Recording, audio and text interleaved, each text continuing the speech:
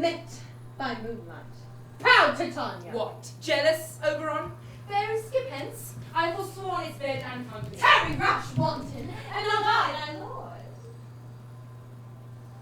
Then I must be thy lady. But I know when thou hast stolen away from fairyland, and in the shape of Corin, sat all day, playing on pipes of corn, and versing love to amorous Phillida, and you come to give their bed joy and prosperity.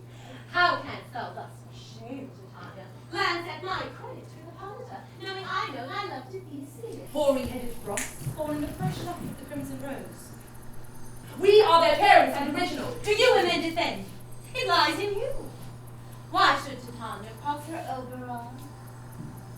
I do but beg a little changeling boy to be my henchman. Set your heart at rest. The fairyland buys not the child of me. His mother was a virtuous of my order.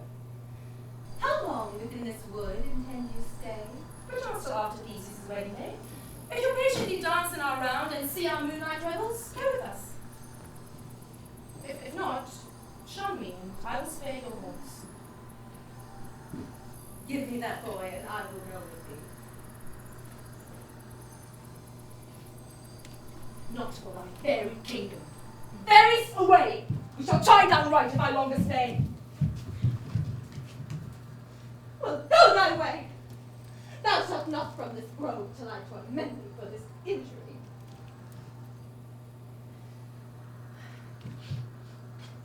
My gentle pup, come here then. Thou rememberest, since once I sat upon a promontory and heard a mermaid on a dolphin's back uttering such dulcet and harmonious breath that the rude sea grew civil at her song, and certain stars shot madly from their spheres to hear the sea maid's music. I remember. That very time I saw what thou couldst not, flying between the cold moon and the earth, Cupid, all ardent. A certain aim he took at a fair vestal throned by the west, and loosed his love shaft smartly from his bow, as it should pierce 100,000. But I might see young Cupid's fiery shaft, quenched in the chaste beams of the watery moon. Yet marked I where the bolt of Cupid fell. It fell upon a little western flower, before milk white, now purple with love's wound. And maidens call it love in idleness. Fetch me that flower. The herb I showed thee once. The juice of it, on sleeping eyelids laid, will make or man or woman madly dote upon the next live creature that it sees. Fetch me this herb, and be thou here again ere the Leviathan can swim a league. A burger around the earth in 40 minutes. Having once this juice, I'll watch Titania when she is asleep and drop the liquor of it in her eyes.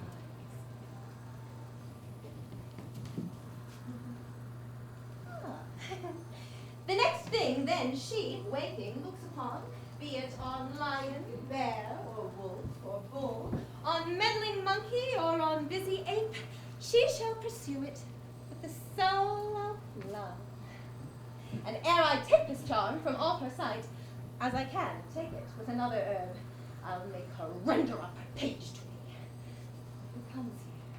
I am invisible, and I will overhear their conference. I love thee not, therefore pursue me not. Your virtue is my privilege. The story shall be changed. Apollo flies and Daphne holds the chase. Me? Go!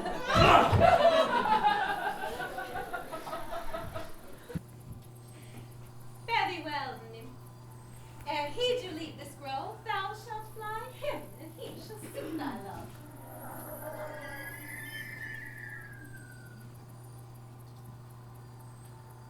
Hast thou the flower there? Oh, welcome wanderer. Ah, here it is. Already get me. I know a bank where the wild thyme blows, where ox slips and the nodding violet grows, quite over canopied with luscious woodbine, sweet musk roses and with eglantine. There sleeps Titania some time of the night, lulled in these flowers with dances and delight. And there the snake throws her enamelled skin, weaved wide enough to wrap a use of this. I'll streak her eyes and make her full of hateful fantasy. Take thou some of it, and seek through this grove. A sweet Athenian lady is in love with a disdainful youth. Anoint his eyes, but do it when the next thing he espies may be the lady. Thou shalt know the man by the Athenian garments he hath on. Affect it with some care, that he may prove more fond on her than she upon her love. And look thou meet me ere the first cock crow. Fear not, my lord, your servant shall do so.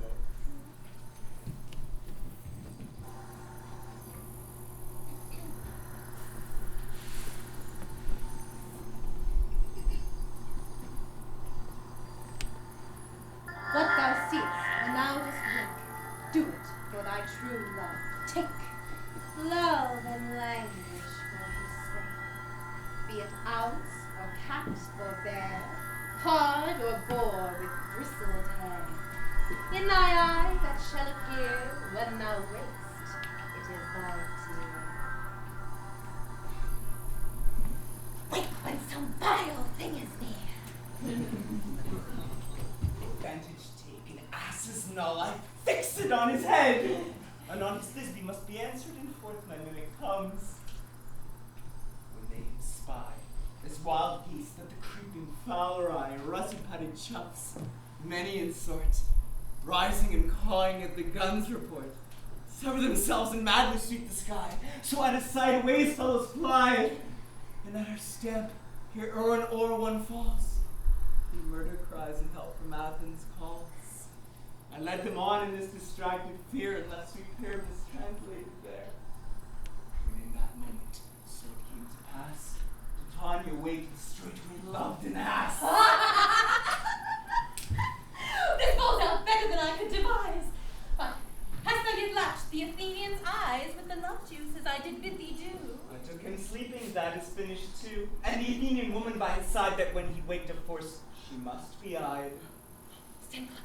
This is the same Athenian. This is the woman, but not this the man.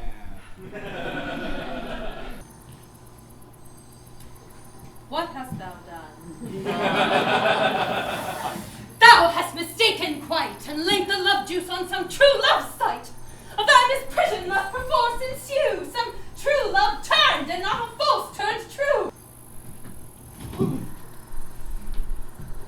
About the wood, go swifter than the wind, and Helena of Athens look thou find. All fancy sick she is, and pale of cheer, with sighs of love that cost the fresh blood dear. By some illusion, see, I'll bring her here. I'll charm his eyes against she to appear. I go. Look how I go. Swifter than arrow from the Tartar's bow.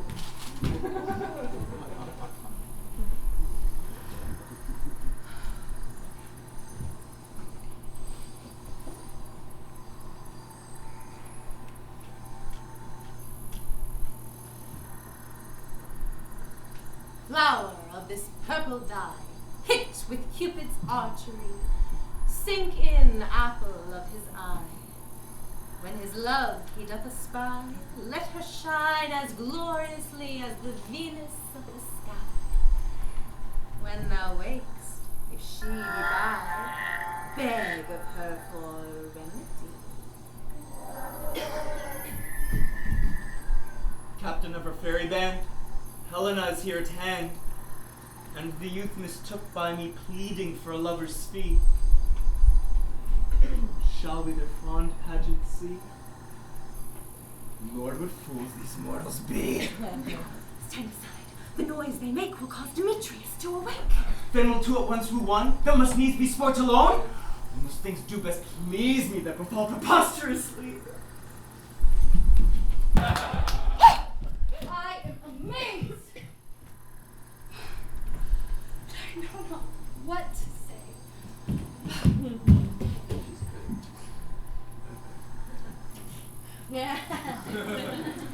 This is thy negligence. Still thou mistakest, or else committ'st thine knaveries willfully. Believe me, King of Shadows, I mistook.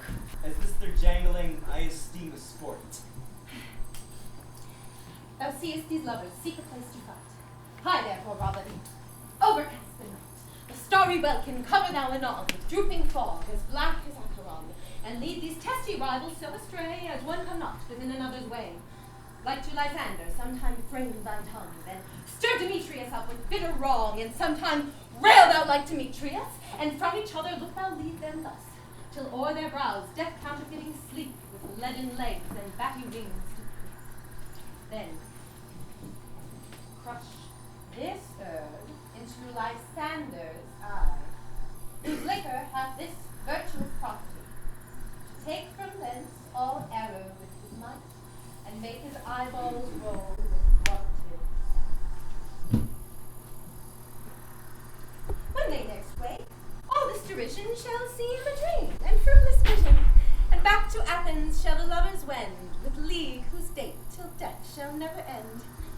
Was I in this affair do thee employ, I'll to my queen, and beg her Indian boy, and then I will her charmed eye release from monster's view, and all things shall be peace. My fairy lord, this must be done with haste, for night swift dragons cut the clouds full fast. Damned spirits all that in crossways and floods have burial, already to their beds are gone. For fear lest they should look their shames upon, they willfully themselves exile from light, and must for aye consort with black-browed night. But we are spirits of another sort. I with the morning's love have oft made sport, and like a forester the groves may tread, even till the eastern gate, all fiery red, opening on Neptune with fair blessed beams, turns into yellow gold, the soft green streams. But, notwithstanding, haste, make no delay. We may effect this business yet ere day. Welcome, good Robin. Seest thou this sweet sight? Her dotage now I do begin to pity. For meeting her of late behind the wood, seeking sweet favours for this hateful fool, I did upbraid her and fall out with her. For she his hairy temples then had rounded with coronet of fresh and fragrant flowers, and that same dew which sometime on the buds was wont to swell like round and orient pearls, stood now within the pretty floweret's eyes, like tears that did their own disgrace bewail. When I had at my pleasure taunted her, and she, in mild terms, begged my patience, I then did ask of her changeling child, which straight she gave me, and her fairy sent to bear him to my bower in fairy lands. And now I have the boy, I will undo this hateful imperfection from her eyes. And, gentle part, take this transformed scalp from off the head of this Athenian swain, that he, awaking when the other do, may all to Athens back again repair, and think no more of this night's accidents, but as the fierce vexation of a dream. But first, I will release the fairy queen.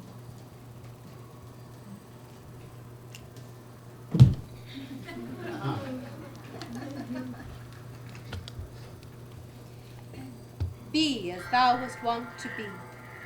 See as thou wast wont to see.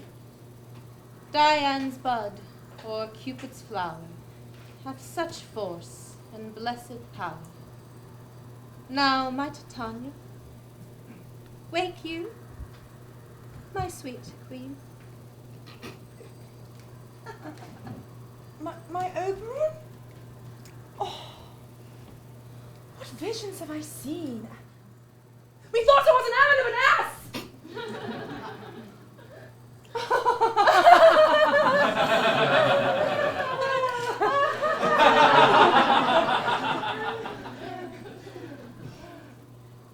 There lies your love. Oh. What? How came these things to pass? Mine eyes do loathe his visage now. Silence a while. Robin, take off his head. Now when thou wakest, with thine own fool's eyes peep. Come, my queen, take hands with me and rock the ground whereon these sleepers be. Now thou and I are new in amity, and will tomorrow midnight solemnly dance into Theseus' house triumphantly, and bless it to all fair prosperity. There shall the pairs of faithful lovers be wedded with Theseus, all in jollity. Fairy king, attend and mark. I do hear the morning lark. Then, my queen, in silence sad, trip we after the night's shade.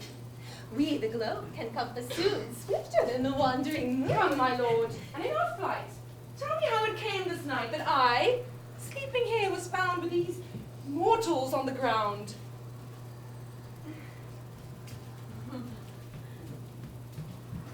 Through the house give gathering light by the dead and drowsy fire. Every elf and fairy sprite hop as light as bird from briar, and this ditty after me sing and dance it trippingly. First, rehearse your song by rote, to each word a warbling note. Hand in hand with fairy grace, will we sing and bless this face.